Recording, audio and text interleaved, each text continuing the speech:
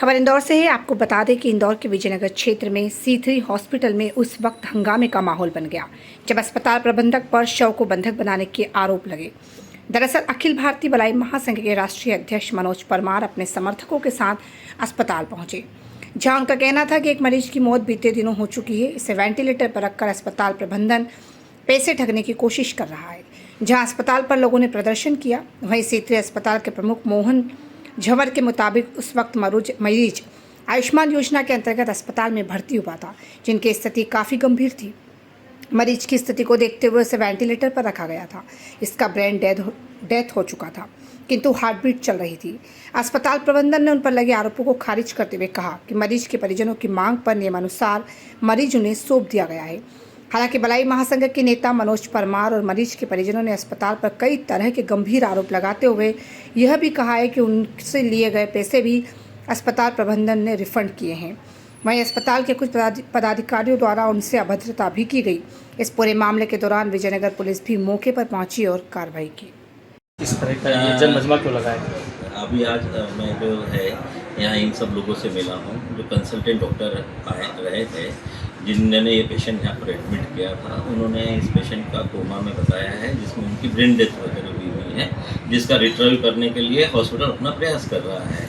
Ventilator पर patient है, ICU में एडमिट है और उसके बाद में उसकी कोशिश कंप्लीट करके रहे, लेकिन परिवार जन भी बोलना चाहते हैं कि इसकी छुट्टी कंप्लीट करके हमें दे दीजिए। अगर ब्रेन डेथ हो गई है और वो कोमा में है तो हम हमारे घर ले जाना चाहते हैं। तो इसी अनुसार हमने उनको वापस से जो भी उनका पेमेंट भी था वो रिफंड करा है और साथ साथ में उनको उनकी बॉडी जो ले जाने के लिए उनको दे दी है। सर, क्या नाम है मरीज का? कब एडमिट हुआ था और क्या तकलीफ थी? के लिए मुझे थोड़ी सी जानकारी करनी पड़ेगी। कब आए थे? मेरे तो अभी जब कुछ लोग आए यहाँ पर और उन्होंने अपनी इस सब चीज़ों में यहाँ पर अपनी भावनाएं रखी कि हम इस समाज के हैं, पेशेंट हमारा है, कंसल्टेंट ने ऐसा बोला है, हम इसको बगैर रुपये दिए ले जाना चाहते हैं। तो हमने उन सब चीज़ों को स्वीकार किया है।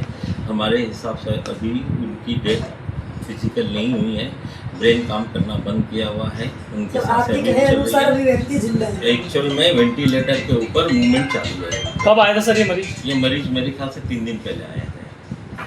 आरोप लग रहे हैं कि आपने बंधक बना लिया एक तरह से। जब कोई आदमी वो लामा चाह रहे हैं, आप दे नहीं पा रहे। सर, हम रोज़ के रोज़ यहाँ पर कम से कम जितने एडमिशन होते हैं लगभग उतने ही डिस्चार्ज रेगुलर होते हैं। यहाँ पर आयुष्मान के अंतर्गत मेजर ट्रीटमेंट होता है। पेशेंट बहुत कई बार सीरियस आते हैं। कोशिश हॉस्पिटल अपनी पूरी करता है कि वो अपने जीवन जान लगा के जो भी हम कोशिश कर सकते हैं पेशेंट को बचाने की कोशिश करते हैं। साथ में उनको प्रॉपरली डिस्चार्ज हो जाए, वो सकुशल घर पहुँच जाए और उनको फॉलो भी करते हैं ताकि उनको कभी कोई भी तकलीफ आराम हो तो ये C3 हॉस्पिटल रेगुलरली उनके लिए खड़ा है।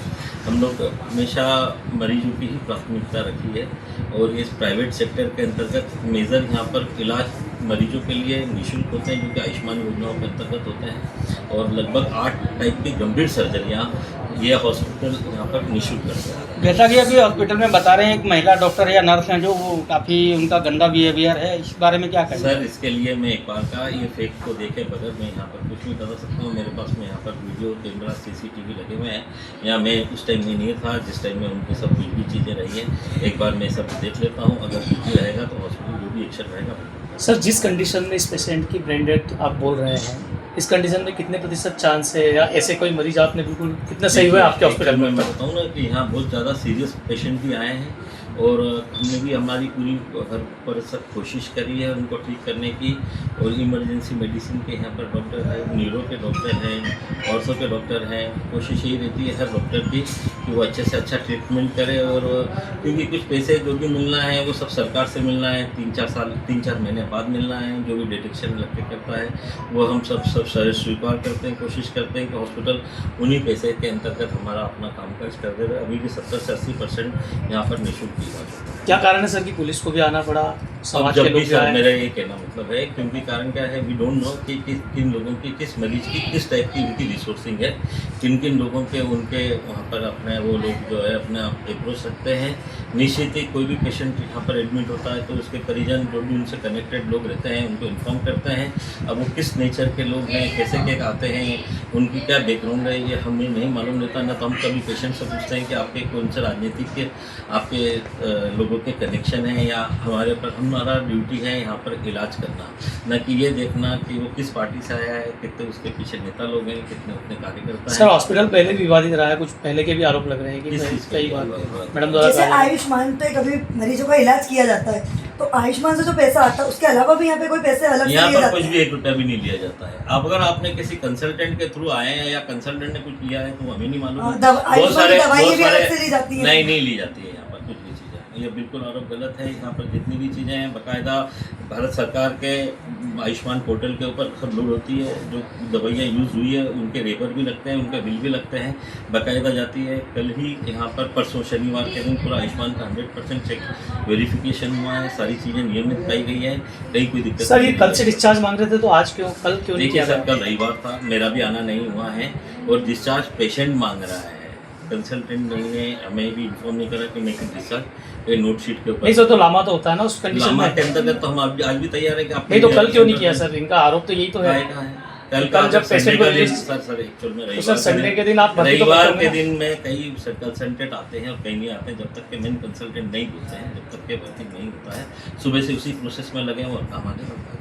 ये तो संडे को भर्ती भी नहीं करते हैं अपन। नहीं भर्ती भी करते हैं जो रेगुलर। सर आज किस कंडीशन में डिस्चार्ज दिया है? आपको लामा दिया है कि देखो, किस अभी क्या दिया है? कंडीशन में जो लामा दिया है या है क्या कि दिया अभी आपने? परिजनों के रिक्वेस्ट के ऊपर ही, क्योंकि पेशेंट की सांसें काम कर रही है, इज ऑन वेंटिलेटर, अभी भी उसके अंतर्गत मेरे डॉक्टर के अनुरूप वर्किंग चालू है, उसकी सांसें चल रही है, चांस लिया जा सकता है। आपका परिचय सर?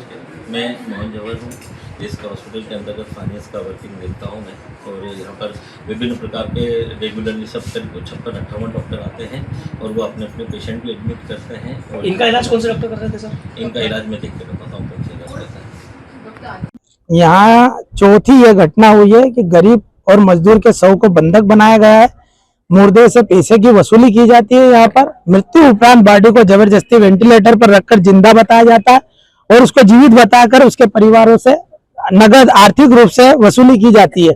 ऐसा ही वाकया यह आज हुआ है कि कल हमारे जगदीश जी भालेकर, जो कि मजदूर व्यक्ति है, मजदूरी करके अपना जीवन यापन करते हैं, 5 दिन पहले यहाँ पर एडमिट किया था उनको। कल परिवारजनों को यहाँ के डॉक्टरों ने कह दिया कि उनकी मृत्यु हो गई, अभी तक का पूरा पेमेंट जमा कर चुके थे, किंतु उनसे 65,000 रुपए की परिवार से मांग की गई। 65,000 दोगे तो बॉडी देंगे। अब ये लोग 65,000 रुपए की व्यवस्था नहीं कर पाए तो उन्होंने बोला कि भैया बॉडी नहीं देंगे।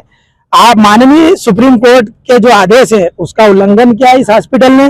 माननीय सीएम साहब मोहन जी यादव ने जो आदेश दिए हैं कि किसी भी हॉस्पिटल में किसी भी मजदूर के शव को, गरीब के शव को या किसी के भी शव को पैसों के कारण नहीं रोका जाए। यह का यही हलफनामा जो है माननीय सुप्रीम कोर्ट का है कि हिंदुस्तान का कोई भी हॉस्पिटल पैसों के कारण किसी के शव को बंधक नहीं बना सकता है।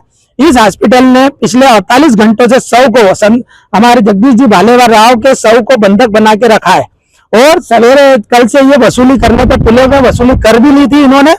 अखिल भारतीय भलाई महासंघ के तत्वाधान में यहाँ पर समस्त पदाधिकारियों के नेतृत्व में हम आंदोलन प्रदर्शन करने आए थे और हमने डॉक्टर झांझरी करके, मोहन झांझर करके उनसे, जो मैनेजमेंट डायरेक्टर है, उनसे समझाया, उनको हमने हलफनामा बताया कि जो मोहन झंवर को हमने समझाया कि भाई जो सुप्रीम कोर्ट का हलफनामा ये है, सीएम का हलफनामा ये है, सीएम हाउस की घोषणा ये है, गाइडलाइन सुप्रीम कोर्ट की ये है, आप अगर बॉडी रिलीज नहीं करते हो तो हम आपके हॉस्पिटल पे ताला लगा देंगे, आपके ऊपर वसूली का केस दर्ज करवाएंगे और आपके ऊपर बॉडी के अपहरण का केस दर्ज करवाएंगे।